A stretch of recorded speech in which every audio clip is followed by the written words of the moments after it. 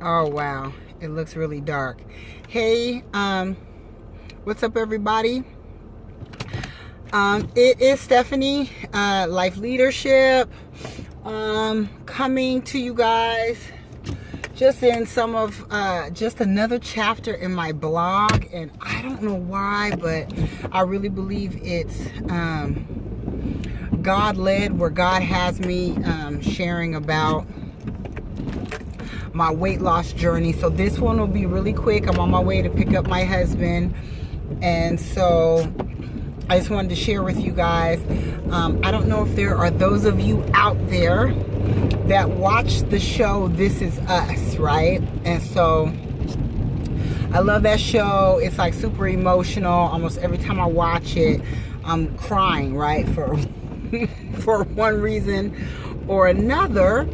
And so I was catching up on my episodes, and I happened to be watching the latest episode today as I was preparing my doing my pre-Thanksgiving cooking, and I was sort of in and out. And as my son was taking a nap, I got to a part where the sister, one of the twins on there, and for those of you that don't know, one of the characters on the show, she is morbidly obese. So she's severely overweight. And so they have been chronicling her struggles with weight and what she's been doing and all this other stuff. And so she has a support group that she's been attending on the show. And one of the members of the support group shares that she had just had gastric bypass. And so you could kind of see her wheels turning, right? So later on, of course, they get to a scene where she's boarding a plane.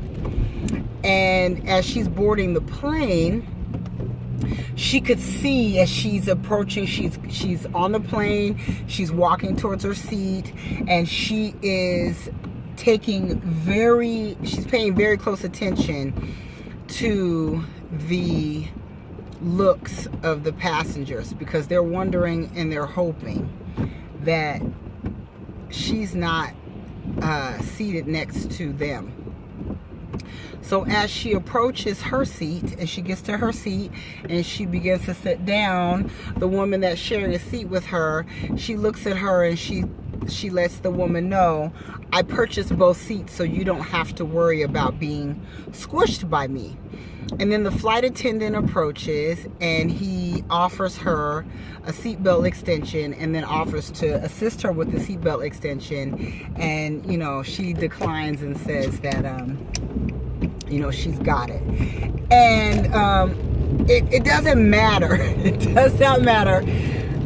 Every episode of this show, right, I find a reason to cry. So I just want to share a quick story with you guys. So in 2009, I went to visit my god sister in Arizona. And so I go to, actually it wasn't 2009, I'm sorry, I'm just, you know, I'm trying to sort of process it. So it was actually 2008, because we were preparing for, or was it 2009? This is terrible, right? No, it was 2009. It was after the election. Obama was the president-elect. That's correct. All right, Stephanie, you're getting there. So Obama was the president-elect, and we were right in smack dab in the middle of the bailout in that crisis. Okay, so that kind of helps me narrow down what was going on. So I go to visit my god sister in Phoenix. And on my way there, I get on the plane, and I'm having an anxiety attack in the airport, because I'm like, God, I'm hoping that they don't try to force me to purchase an additional seat. Number one is I don't have the money to purchase the additional seat. And number two, I am going to be mortified if they ask me to purchase the additional seat. Thankfully, I didn't have to do that. But as I got on the plane, I get on the plane, And I find my seat, and I'm sitting in my seat, minding my own business, you know, getting ready for my flight. And two gentlemen approach the two seats that are available next to me, and one of them just starts cussing. He's just mother effer, boop, boop, boop. I mean, he's just dropping F-bombs. He cannot believe he has to sit next to me. And it's because I was overweight. And it was the most embarrassing thing up until that point that had ever happened to me. I was mortified. So I was on my way to Phoenix, like I mentioned before. My plane was going to stop really quick in Las Vegas, which is where these two guys were going. So right in front of me, quickly, they tried to negotiate on who was actually going to be the one to sit next to me. And I was devastated. I was devastated. It was one of the most devastating things that ever happened to me. But this particular trip, everything that had anything to do with my weight and where I was in my life and at that time seemed to come to the surface at this trip. So this was the beginning of my trip. The beginning of my trip was that I had two guys cussing loudly and arguing on who was going to have to be forced to sit next to the very obese woman on the plane and suffer for the next hour and 15 minutes from Washington to Las Vegas.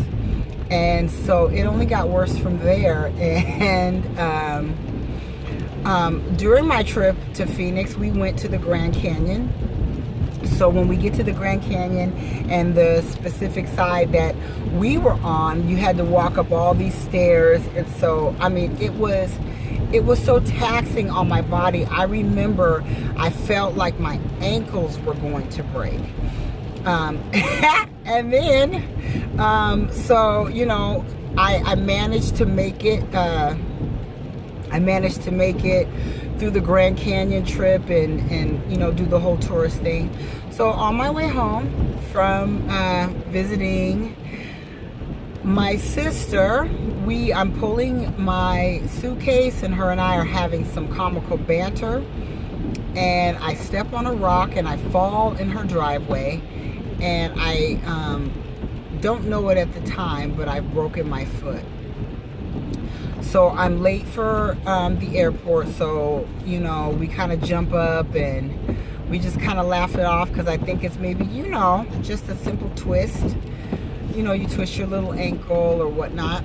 And so as I hobbled through the airport, let me just tell you that I hobbled through the airport, and I realize that I'm in pain, but I'm just hoping that maybe it'll go away. So I hobbled through the airport in Phoenix. I board my plane. And of course, you know that some swelling is going to occur once you get in the air. And I remember on the plane, I remember looking down at my foot and ankle, and it's like this big.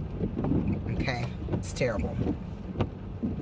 So I land at SeaTac, and my foot is this big, right?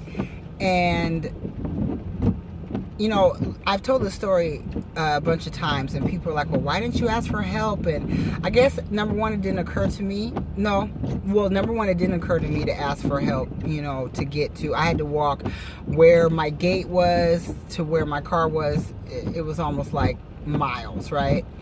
It didn't occur to me. And number two, I was embarrassed. So I walked on that foot, and I go home and I share with my mom what happened, and she's like, wow. And the next day, my foot's even bigger.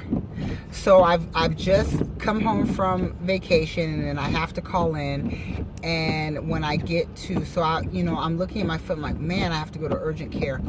So I go to urgent care, and they let me know that my foot is broken. So I'm getting fitted for a boot, right? So they're fitting me for a boot, and the nurse is very angry with me. So if anyone has ever had a boot on their foot, right, you know, it's got all these Velcro straps, and some of them come up to your knee, And so as she's fitting me for the boot, she's pulling the Velcro strap. She's literally huffing and puffing. And she stops because she's on her knees. I'm sitting on the table.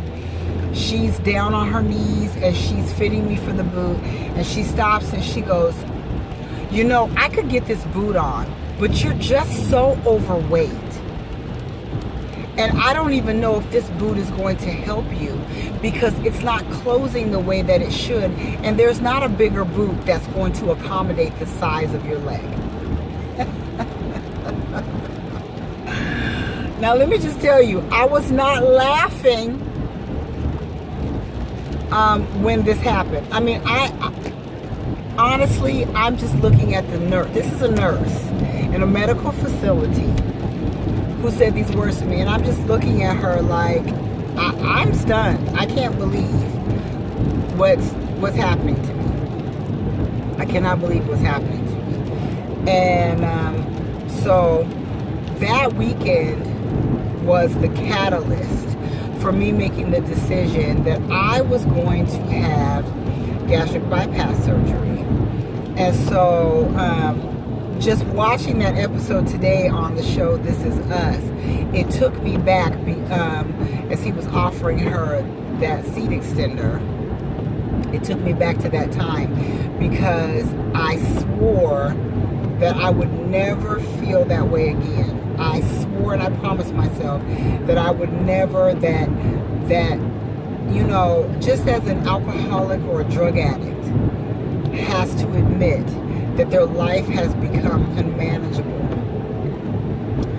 I had to admit that being overweight was making my life unmanageable.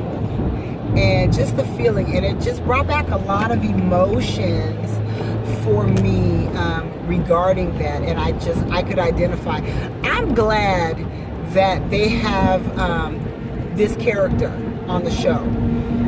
I don't know if she's going to go through with gastric bypass. On the episode that I watched, she announced it to her family, and that was like towards the end of the episode, right, that she was going to have the surgery. So we'll see what happens with her character.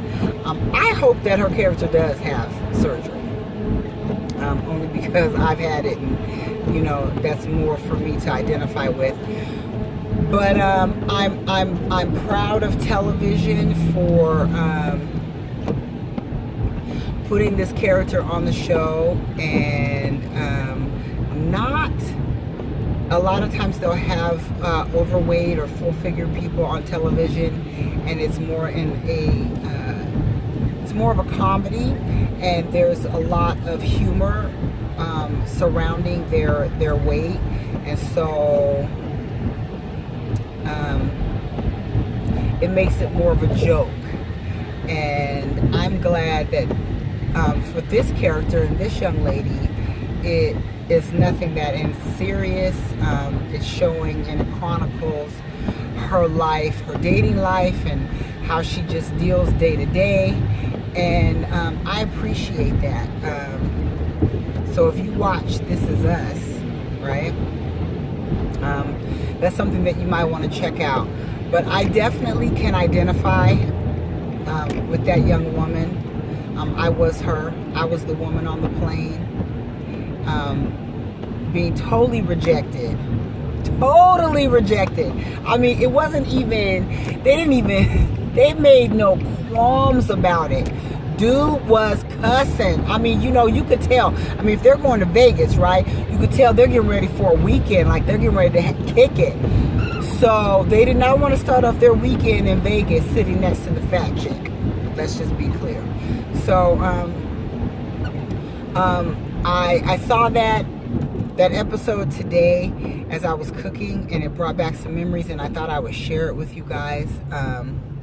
Again, please contact me if you so choose, or if you have questions, if you're considering surgery or you've already had surgery and just want to talk about it. I'm still in touch with a lot of my sisters that I call them my sisters, my gastric. We used to call each other ourselves the gastric girls, the double G's. We all had our surgery around the same time. It was awesome support. I just cannot tell you how much of a support that I had with these women. Was there a man? Nope, just women. But these women, I would not have made it without them. I just, I know that the way God orchestrated it, it was nothing short of perfect. The way that, he orchestrated and had the support. We just were able to uplift one another, answer all kinds of questions, just weed through all kinds of information. Because I know that when you're looking at surgery, or, people give you a lot of information, especially people that are uneducated. And, opinions are not information. Opinion is not education or information. So you get a lot of that. But just the whole experience. So I just wanted to talk to you guys a little bit about the episode, and it just reminded me of the, it was my tales from the airplane. There's just so many little things. I remember flying after having surgery, going back to visit my sister in Arizona, not needing a seatbelt extension, not worrying about whether or not that they were going to call me out and force me to purchase an additional seat. I mean, these would be some of my concerns and anxieties when I flew prior to having surgery. So it was really it was just awesome to be able to experience both sides. So I'll be curious to see what happens to this character. Anyways, this is Thanksgiving Eve. Happy Thanksgiving to each and every one of you. I'll be talking to you about about my Thanksgiving menu and what I did this year. Right before I share with you guys, I'm going to be doing a reset here pretty soon. So happy Thanksgiving, and the struggle is real. But nothing worth fighting for comes without a struggle. So be encouraged. God bless each and every one of you, and I'll talk to you soon. Bye-bye.